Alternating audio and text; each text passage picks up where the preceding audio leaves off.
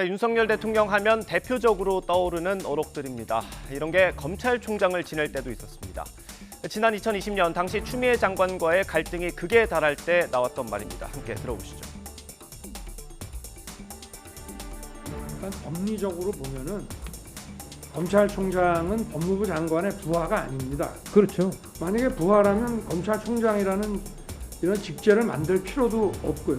맞습니다. 이 대검 조직이라고 하는 거는 전부 총장을 보좌하기 위한 참모 조직인데 이렇게 예산을 들여가지고 국민의 세금을 걷어서 이런 대검찰청이라고 하는 이런 방대한 시설과 조직을 운영할 필요가 없습니다.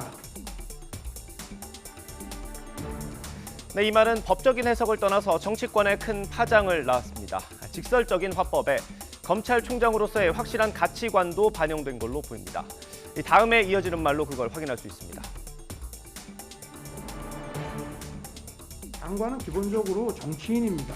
정무직 공무원입니다. 그러면 전국 검찰을 총괄하는 검찰총장의 장관의 부하라면 이 수사와 그 소추라고 하는 것이 정치인의 지위에 떨어지기 때문에 그건 검찰의 정치적 중립이나 이 사법의 독립하고는 그건 거리가 먼 얘기입니다.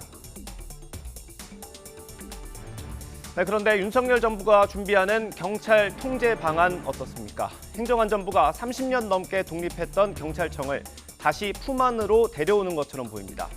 비대해진 경찰권을 견제하는 거라지만 적어도 정치적 중립을 위한 방향은 아니라는 비판이 나옵니다.